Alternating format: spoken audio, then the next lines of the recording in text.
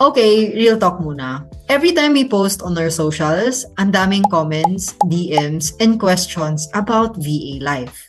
Also, about VA Masters. At kung paano ba talaga kami nakapasok dito sa VA world. True, Tata. And may mga paulit-ulit na tanong like, paano mag-apply? Kailangan ba may experience? Ano ba talaga ginagawa ng isang VA? And kahit na yung instruction on how to apply na sa caption na paulit-ulit pa rin yung tanong.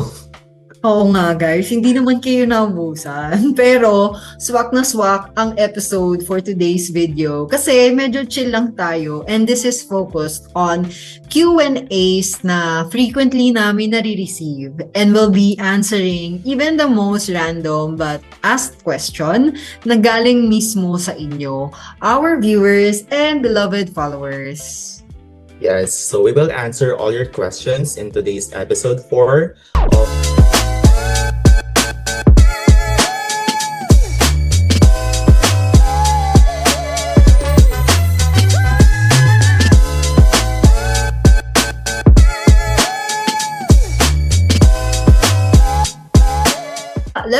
Let's get into our questions.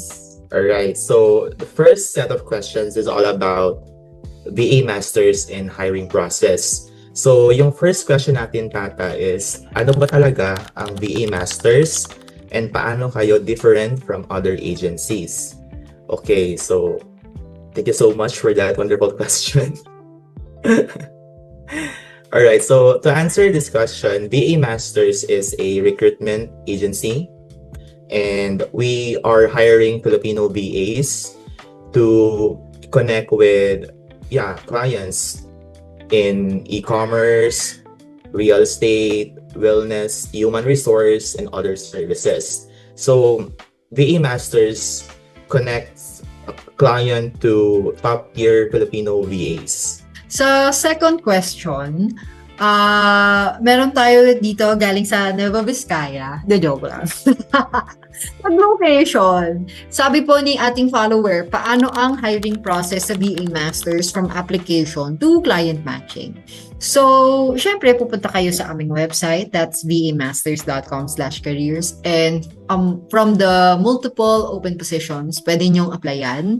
So, ang first yung gagawin is mag-fill up kayo ng form. So, make sure guys na tama yung information na nakalagay doon from your number to attaching your resume. Paano ba namin na-match yung isang VA sa client? So we already have an existing client who's in need of a certain VA and then we look for a VA with that niche or role. So once na nagpasa kayo ng application form, we will see your resume and see if you fit the bill. Kapag pumasa kayo doon, you're going to receive a skill test. So that skill test is a set of tests that replicates yung gagawin yung daily. So, kung nyari, yung task nyo is mag-post sa Facebook at gumawa ng caption, then yun yung marireceive yung skill test. If you do well on that, you will go to the initial interview with our HR and final interview with the client. And from there, if you surpassed all of the applicants and made sure na maganda yung pinakita nyo sa skill test, swak na swak, matatanggap kayo. Okay, Roxy, next question. Yes, napaka-detailed no. Hopefully na-pick up yun ng mga viewers natin. But don't worry kasi may tutorial video naman sa YouTube account ni VA Masters on how to apply. So the third question is, kailangan ba may experience para makapasok sa VA Masters? For me, dito papasok yung paano mo i-present yung self mo kahit wala ka pang experience. Like, example, highlighting your skills through the creation of portfolio that you can include in your application. So, kahit na wala ka pang experience, pwede ka naman gumawa ng mga projects or sample output. Let's just say, blog, gagawa ka ng blog, or edit ka ng video, gawa ka ng content calendar. Depende pa ano yung ina-applyan mo, anong position yung ina-applyan mo, or ano yung hinahanap ni client. So, i-include mo siya sa application mo para kahit na wala ka pang experience, at least alam ni client na you can do the task kasi may knowledge ka na dun. So, yes, next question. Next question. Ay, gusto ko lang din pala i-add, Roxy, na nung pumasok ako sa VA Masters, wala talaga akong experience being a VA. And Yes, experience, Higit ang tata. tapos yung experience ko with my role was more on personal. So yung sinabi nga ni Roxy ng mga mock projects, ganyan, naipakita ko siya sa profile ko, sa personal Instagram ko. So don't lose hope.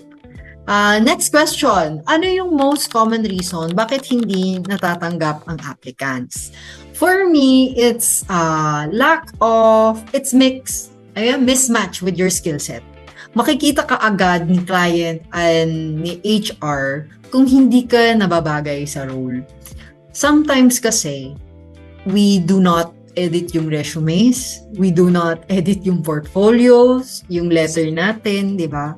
So, it's really, really important for you to tailor fit yung requirements for anything na i-apply mo. Parang hindi ka naman pwede magpasa ng resume na sapatos yung ginagawa mo, tapos nag-a-apply ka sa company na gumagawa ng mga cellphone. Parang ganon, guys.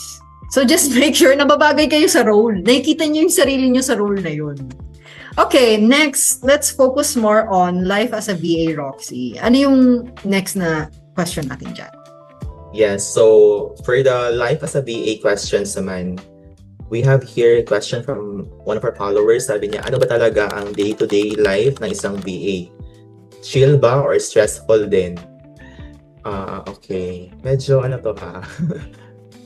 medyo tricky tong question ako. So, I won't say stressful kasi in the VA world, we have this systems and processes naman. So, you just have to be consistent with your SOPs para hindi ka mawala or maloka sa mga tasks.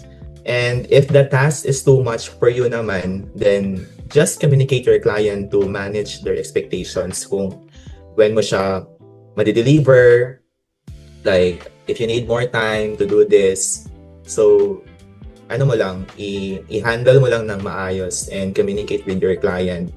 So, yeah, may mga times din naman na ma-stress ka, but depende kasi sa'yo if paano mo siya i-approach with the tools na meron ka. And yeah, just the right discipline and consistency with your systems and processes. Love that. Sobrang nababagay din yung answer mo, Roxy, sa next na question ng ating follower. Work-life balance. Totoo ba? Or myth lang sa VA world? Actually, pinag-usapan namin to sa last episode namin with Anne. And yes, nag-exist siya. Totoo siya, guys. Kaya nga tayo nag-work sa bahay para may work-life balance eh. Ikaw na lang mismo ang gagawa ng boundary na yon. Ikaw ang gagawa ng balance na yon. So yes, guys, it exists and it really deals with your discipline and how well you can set a boundary with work and life. Yun na. Ganda nun. So next question tayo, how do you deal with burnout, pressure, or demanding clients? So ako, I'll share lang from my experience. So ako recently lang to nangyari din kasi may client kasi ako na-handle now and pag may client kasi nagiging priority natin sila, of course, and there will be time talaga na they will ask or expect more from you. So, kasi they are not also hiring a staff only lang eh. Parang, nag-hire na sila ng staff. They're also hiring or getting you as their partner. I mean, not romantically partner ha. Baka pala yung hanap dito. Baka maging jowa mo yung client mo. But yung partner sa business nila, what I mean. So, it's important also to i-feel mo yung role mo from the heart talaga na you play a big part of their lives, of their business. And swerte ka kasi may client ka while others are, fighting for their life to land one. So, how do you deal with burnout? Yun nga, parang i-feel mo na tawag ito, importante ka sa kumpanya na yon or sa client na yon. Kasi pag i-feel mo yon, mamahalin mo yung trabaho and hindi mo ma-feel yung burnout or yung pressure or stress kasi sinasapuso mo siya. Yes. Aray, sinasapuso. Sana all sinapuso. Okay, let's focus now on our skill set, tools, and growth. So what skills should beginners focus on first if gusto nila maging PA? I think time management. Yun yung pinakaunang skill set na kailangan nyong i-focus on. It's because the role of the VA is really making the life easier for the client. Kaya tayo nag-work sa bahay, it's for them to really save time. So, isipin nyo guys kung gaano kahalaga yung time kay client and time mo sa bahay. So, yun yung una, mag-focus ka, So, use like mga Google Calendars, Asana, any CRM softwares na intuitive and user-friendly. Next, siguro is email management. So, it's always gonna be part of the role. Lagi mong titignan yung email mo. Lagi kang magko-communicate through whatever app, whether that be WhatsApp, Slack, Skype. So, you should know those kinds of tools. And siguro last na skill set na kailangan mo mag-focus on is any skill set related to your VA niche. Kahit yung pinaka-basic man lang na skill na yon. So, kung GHL expert ka, alangan mo naman, wala kang alam sa GHL, wala kang skills sa GHL. Kung social media manager ka, dapat marunong ka mag-post. Kahit isang skill lang doon, just focus on that if you're a beginner. Yes, correct. And next question, kailangan ba mag-invest agad sa tools, courses, or certifications? Depende sa preference mo, but hindi naman talaga required na need mo mag-enroll sa mga courses na yung mga napopost sa mga Facebook group. Kasi you can learn with your own naman eh. And siguro talaga need lang mag-invest sa tools or equipments kasi kahit anong apply mo, hindi talaga ibibigay ni Lord yan pag alam niyang hindi ka ready. Like, for example, apply ng V8, sira naman yung laptop mo or wala kang tamang, alam mo yun, yung parang paano mo siya gagawin if ever ma-hire ka? So, need mo talaga mag-invest. Kasi pag nag-invest ka naman, may ROI naman yan eh. May return of investment. Yeah. Yeah.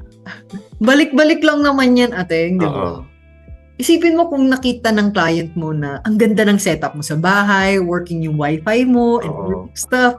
Siyempre, tataas yung percentage na gusto kanyang i-hire. Yes. Okay, guys. So, for the next question, pwede bang mag-shift ng niche later on?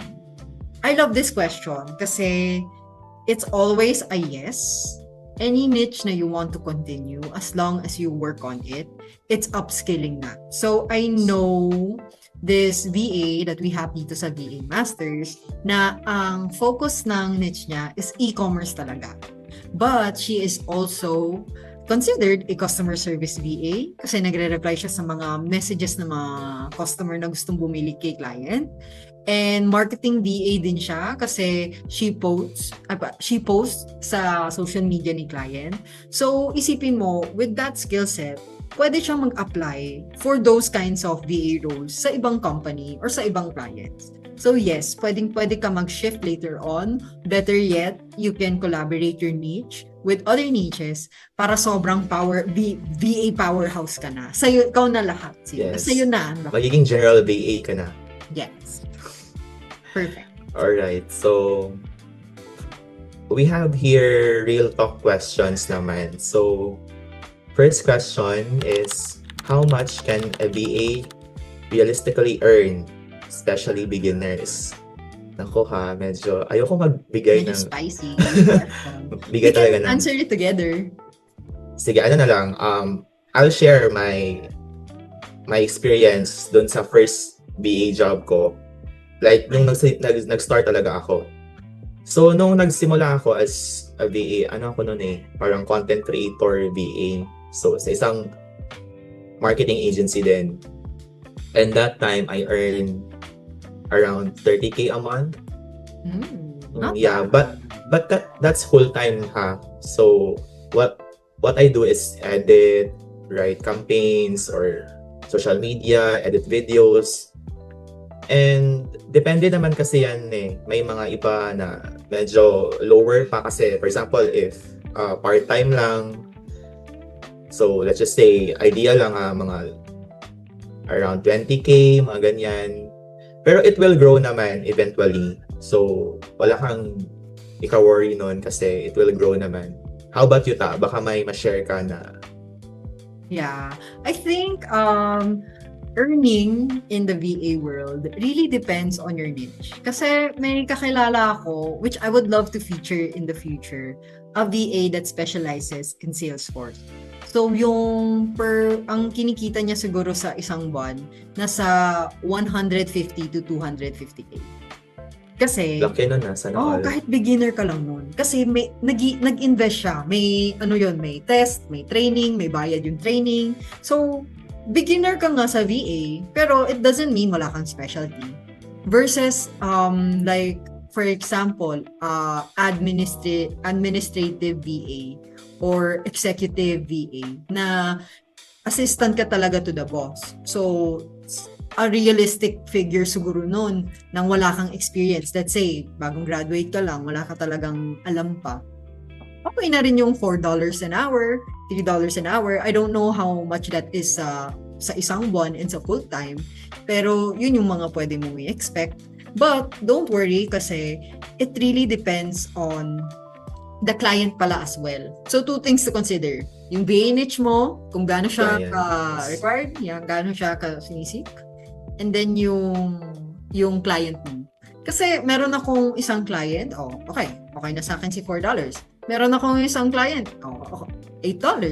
So it really depends. Pwede ka naman mag-juggle ng two jobs. Yeah, multiple client. But make sure na kaya mo siyang gawin in a day. dapat equal yung time na nabibigay mo sa each client. Yun. Kuha ka 10 clients, realistic. 10 clients. Tingnan natin kung... Okay, next question. Ano yung pinaka-common misconception about being a VA? Ito, yung mga nagsasabi na pag VA ka, nasa coffee shop ka lang, pa-coffee-coffee, mga pa-click-click lang, ganun. But hindi nila alam na ang dami mong ginagawa for the client. Siguro, medyo maganda ka lang tignan kasi naka-laptop ka, with all the coffee or matcha sa side mo. But hindi mo alam yung mga tumatakbong thoughts sa isip mo while working with your client. So, yeah. Yeah. Kasi like, it's very different. It's very different working in an office and working as a VA. Sa VA, mas marami kang freedom, pero that means mas marami kang responsibility. So, the line of you being at home and the line of you being in work mode is very thin, siguro. Sobrang daling i-overstep. And people think kasi na since nag-work ka sa bahay, relax lang, coffee shop lang, but that isn't really real because at the end of the day, you're working for somebody else. And kahit siguro ikaw yung client, mas masipag ka pa siguro mag-work. So isipin mo, kung masipag na nga yung client mo, what does one expect of a VA? Dapat masipag din. So it's not all fun and games. It's not that easy. But it is very, very possible when you open your mind doon sa maraming opportunities na mangyari. Kasi wala ka ng dito. Ang pinaka-binibenta mo na lang is skill set mo eh. Yes. Diba? Kaya upskill ka ng upskill eh. So, ayun, yung pinaka-biggest misconception, it's a relaxing job. It's just a job, guys. Parang easy money lang, ganun. Yeah. Alright. Next is... Ano pala to, Be? Ano ang advice niyo sa mga takot mag-leave ng corporate or BPO job? Pwede ka mag-share ng like real-life experience mo kung paano mo ginawa. Actually, hindi ako galing from a BPO. So, galing ako ng government office. Ayun, yeah. Sabi mo Yeah. na lang. Galing akong government office. And ano ang advice niyo sa mga takot mag-leave ng corporate or BPO job?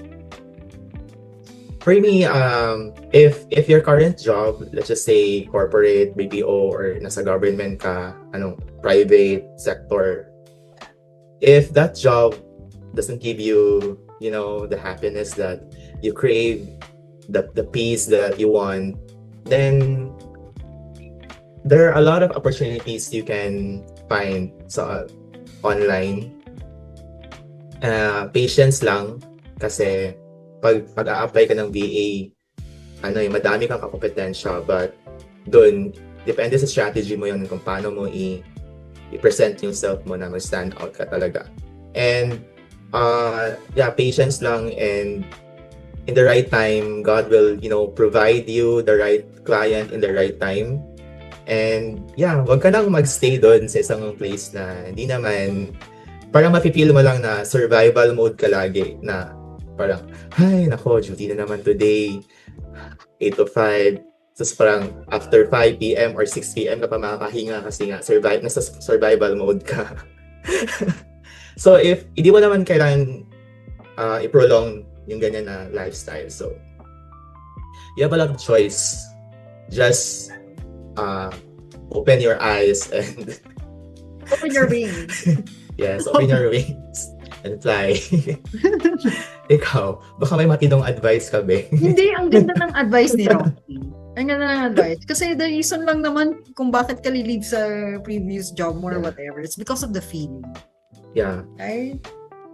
But if your current job naman is okay naman yung status mo doon, masaya ka naman, then parang wala namang reason then to live, diba? As long as you're compensated well, happy ka, peaceful environment mo, masaya ka sa mga boss and colleagues mo, it's fine. Yeah. Siguro yung advice ko sa mga takot mag-leave ng corporate or BPO job nila, I think nanggagaling lang yung takot dahil sa instability. Diba? Parang, kasi usually kapag corporate, may mga corporate jobs or BPO jobs naman na nagpapa-work from home eh. So, kung yun yung gusto nyong lipatan, no problem, go ahead, diba? Parang 2-in-1 na yun. Ang goal mo lang naman is mag-work from home eh. Pero kung ang goal mo is like, talagang gusto mo maging DA, you want flexibility, you want to be your own boss, know na may mga pitfalls, may mga pivots and highs. Parang kasama yan eh. Kasi you are your own boss now. The thing that you are selling is you. And sometimes, may instability talaga. That uncertainty. Yun lang naman yung certain sa mundo. Yung uncertainty. No? Yes, kasi correct. boss ka na eh. Diba? Yun yung pinili mong buhay. Yung advice ko para maging lesser lang yung takot is to be more prepared. So, hindi ka naman pwedeng umalis na wala kang sariling gamit. Hindi ka naman pwedeng umalis ng wala kang alam. Hindi ka pwedeng umalis ng wala kang emergency fund or savings na katabi. So, just be prepared if you're really going to enter this VA life fully. Kasi, yung fruits nito, yung makukuha mo in return, grabe. Grabe. Yes, correct. Diba? Tama yun. Dapat talaga prepared ka. And yung network mo, lalaki. Kasi marami kang makaka-work with eh. So, that's my advice. Just prepare mentally. Understand kung bakit mo gusto. And wag ka na matakot. Kasi pati ako natatakot. Natatakot na ako para sa'yo. Kasi natatakot ka. Ako nga din dati parang imagine mo nasa government ako like for 4 years. Tapos biglang transition ka into work from home, VA world. So medyo nakakatakot din talaga. But yun na nga, dapat prepared ka mentally, emotionally, financially. And magtiwala ka lang talaga na ibibigay yan sa'yo. Roxy, ano yung mga preparations na ginawa mo para ma-share mo sa ating viewers? Let's just say, bago talaga ako nag-resign doon sa previous government, syempre, make sure ko muna na hire na ako, sign up yan kung work from home, para if ever man naaalis na ako, at least Hindi ako yung parang magstay lang sa bahay na nag-a-apply pa. At least make sure na nakaland sa akin na work. And para din yung income ko, continuous yung flow.